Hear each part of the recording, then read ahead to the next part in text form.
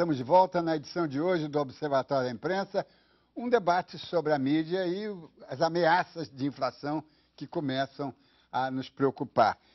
Vinícius Torres Freire, tem uma pergunta aqui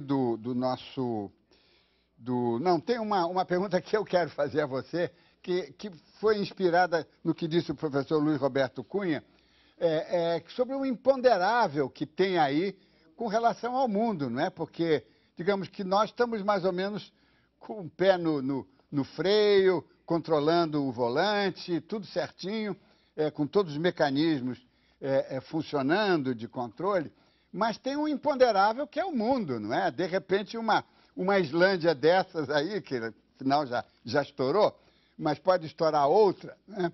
E isso pode criar uma bola de neve, como já criou outras vezes. Isso não preocupa?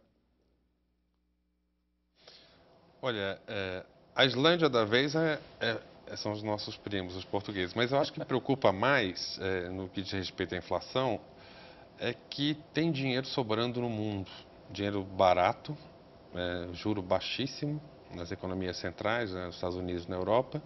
E esse dinheiro não tem muito caminho lá. Eles não têm muita opção de rentabilidade. E ele vem para cá. Está chovendo investimento direto, está chovendo, as empresas estão tomando um monte de empréstimo a juro barato, está entrando muito dinheiro no Brasil. Isso atrapalha um pouco o controle do que os economistas chamam de condições de liquidez. Então tem dinheiro entrando aqui por outro caminho. O governo pode controlar um pouquinho aqui, como não está controlando o governo, o Banco Central, como não está controlando com muita força, as condições quer dizer, o interesse das pessoas de pegarem dinheiro lá fora está grande. E, além de tudo, esse dinheiro sobrando, esse capital barato sobrando, está ajudando a inflacionar um pouquinho mais o mercado de commodities, né? Comida, combustível, que está ajudando a inflação subir um pouco mais aqui. Eu acho que o principal problema hoje, eu acho, de contaminação da inflação do externa é esse problema de dinheiro barato no mundo inteiro. Quer dizer, a gente está tentando aumentar o custo do crédito aqui dentro e tem dinheiro barato lá fora. E tem também o problema da China. Até pouco tempo a China contribuía para derrubar preço. E hoje em dia a gente tem alta de custos na China também. Então a China está exportando um pouquinho de inflação. Acho que os problemas principais estão menos nas Islândias e estão mais nas baleias, né? Estados Unidos com essa política monetária bem frouxa, esse dinheiro sobrando lá, e a China e o complexo chinês, né, a vizinhança toda, tendo aumento de custo, que está em parte passando para cá, e esse dinheiro que está especulando com commodities está fazendo elas crescerem um pouquinho mais além da conta. E, para não esquecer, tem esses choques, né? O preço do petróleo subiu por causa das revoltas árabes e teve uns problemas climáticos aí que atrapalharam a produção de comida e até de alguns minerais. Então, isso é o que, em relação à inflação, eu acho que isso é o que preocupa mais. O professor Cunha, que é professor e economista, podia comentar isso com mais precisão, eu acho. Mas antes eu quero atender a o outro telespectador que faz uma pergunta que eu queria dirigir para o Pedro Cafardo. Vamos ver ela aqui. É do Rogério Araújo, aqui do Rio de Janeiro. Ele pergunta como a mídia, principalmente a televisiva, vai tornar transparente o fantasma inflacionário, se há financeiras que cobram juros extorsivos pagando horário nobre nas TVs. Como é que você vê isso, Pedro? Essa é uma questão interessante também para ser discutida aqui, que tem tudo a ver com a inflação e que tem tudo a ver com a mídia, viu, Diniz? Porque, veja bem, o que é que está acontecendo exatamente nesse momento? O Banco Central, aparentemente não, o Banco Central está fazendo, como disse o professor, uma certa mudança na sua atuação. Ele não está sendo tão ortodoxo quanto era no governo anterior, no governo do Lula. O Banco Central agora não está subindo os juros, segundo o mercado, na proporção que o mercado gostaria. Então, se dependesse do mercado, os juros já estariam muito altos, mas os juros estão exorbitantes já. Então, realmente o leitor tem razão, quer dizer, as taxas de juros são muito altas, por quê? Porque o Banco Central remunera com uma taxa básica de juros de 11,75%, que é uma aberração mundial. Você não tem taxa de juros nesse nível em nenhuma parte do mundo. Nos Estados Unidos é 0,25%, no Japão é 1%. A China, onde o juro é alto, hoje subiu até o juro, subiu para 6,3%, se não me falha a memória. Quer dizer, o euro é 1%. Quer dizer, ninguém está trabalhando com uma taxa dessa. Essa taxa está errada e está também ajudando a trazer mais dólares para dentro do Brasil. Recursos especulativos que vêm para cá para aproveitar essas taxas e saírem imediatamente. Então, eu acho que o leitor tem razão. A imprensa é um pouco conivente com isso por aquela razão que eu disse. As fontes da imprensa, as principais fontes, são fontes bancárias, do mercado financeiro, são os economistas de banco, que são ouvidos preferencialmente pelos jornalistas e que fazem a análise desse contexto monetário brasileiro. Eu acho que é isso aí. Mas a gente podia fazer uma forcinha para ouvir menos, né, os nossos amigos dos bancos. A gente não precisa ouvir necessariamente sempre os amigos e criticar o que eles dizem, que a gente tem condição de fazer, né? Pois é. Sem dúvida, eu acho que devemos fazer.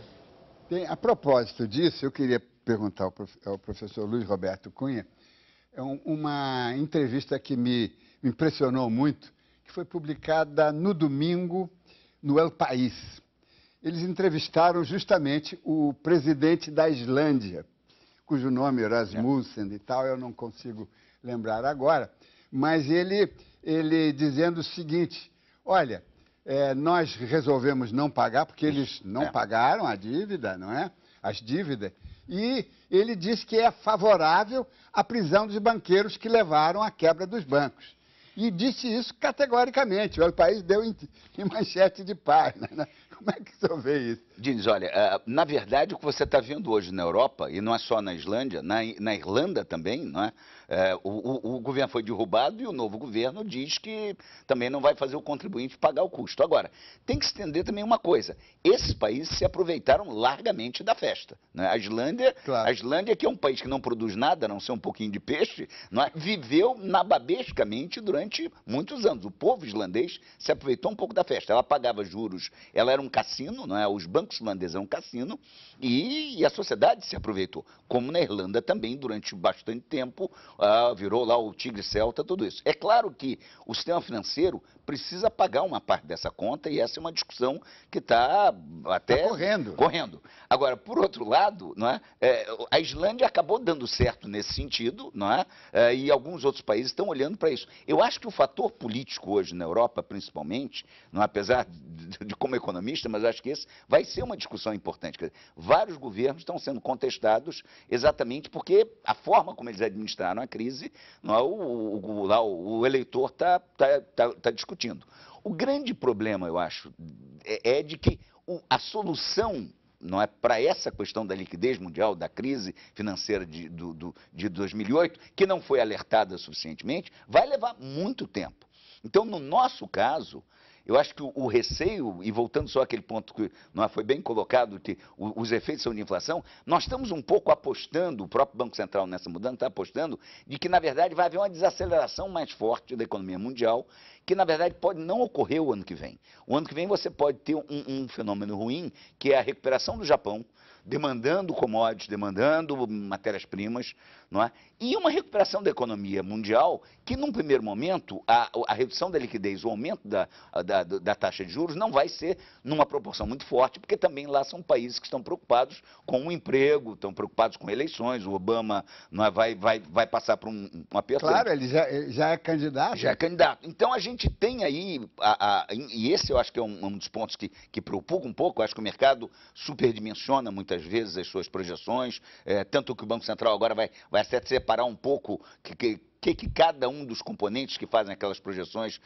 em termos de peso. O peso e como é que eles estão fazendo, mas eu acho que a gente tem um pouco esse receio que o ano que vem possa ser um ano em que, além digamos, uma meta implícita de não reduzir muito o crescimento no Brasil, você tenha uma economia mundial pressionando ainda mais, ao contrário do que o Banco Central, digamos, parece ter sugerido nesse relatório de inflação, de que haveria uma desaceleração do preço das commodities.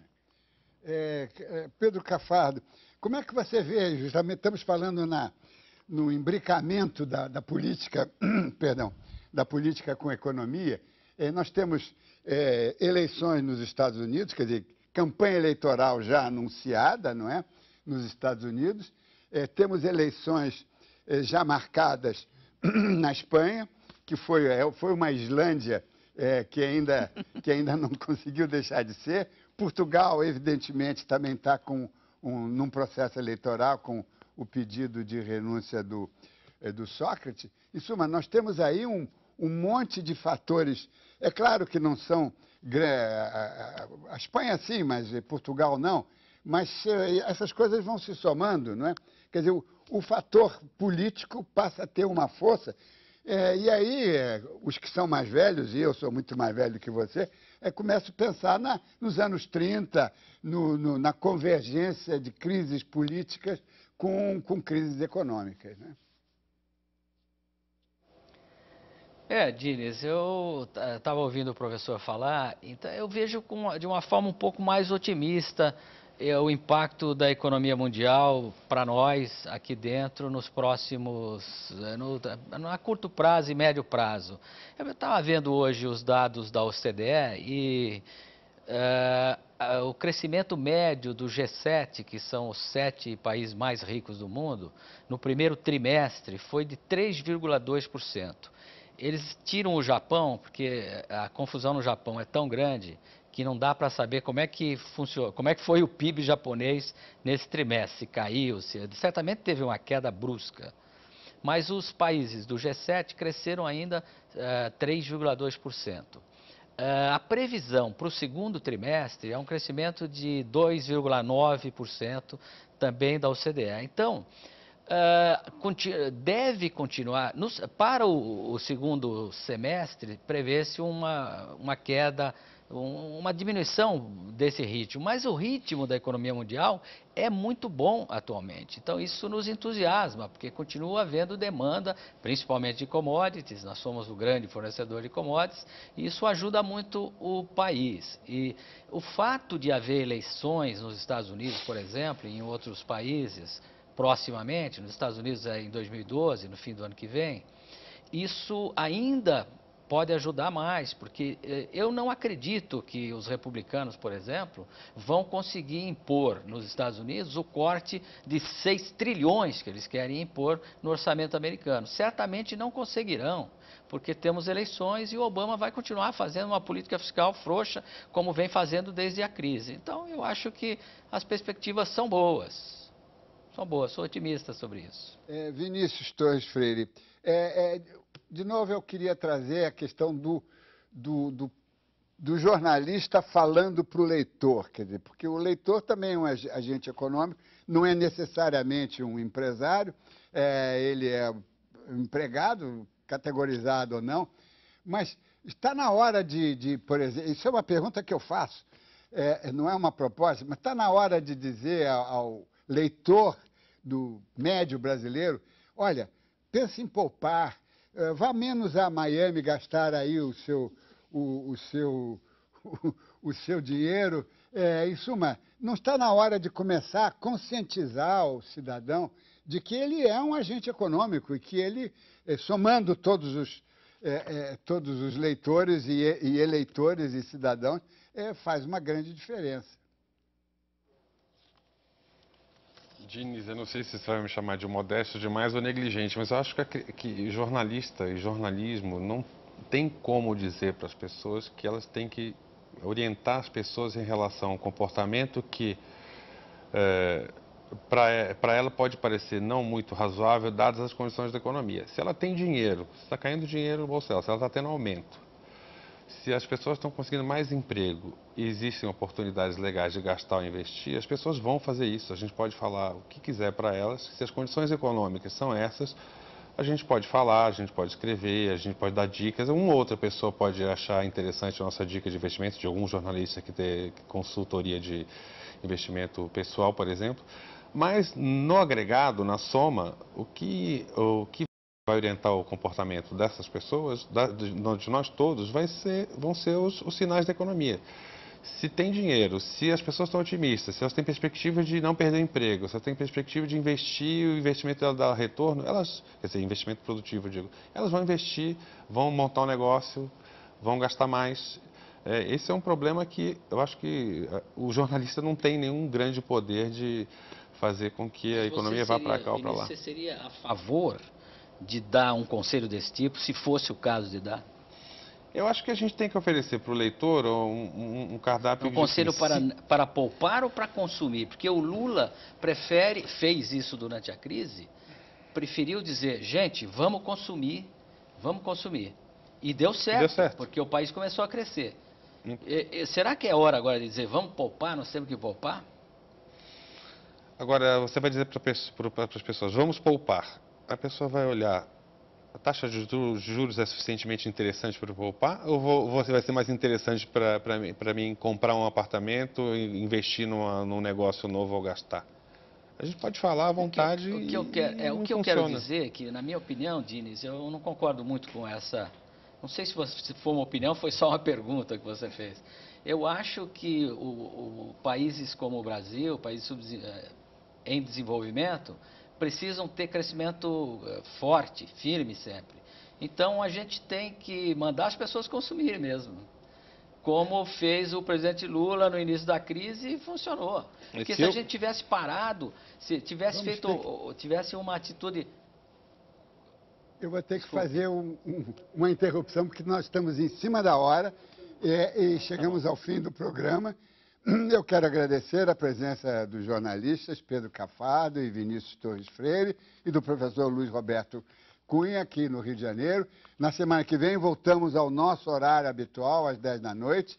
E lembrando sempre, acompanhando o Observatório da Imprensa pela internet, pela TV ou pelo rádio, você nunca mais vai ler jornal do mesmo jeito. Uma boa noite.